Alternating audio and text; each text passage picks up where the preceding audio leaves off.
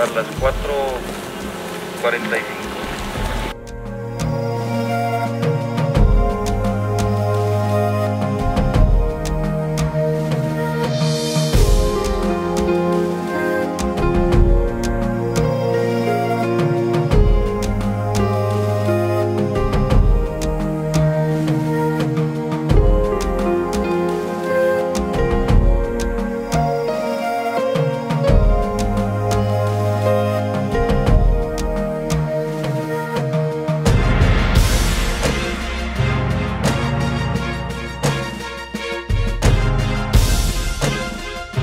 Y nos están dando el parte que ya los tienen detenidos y consignados.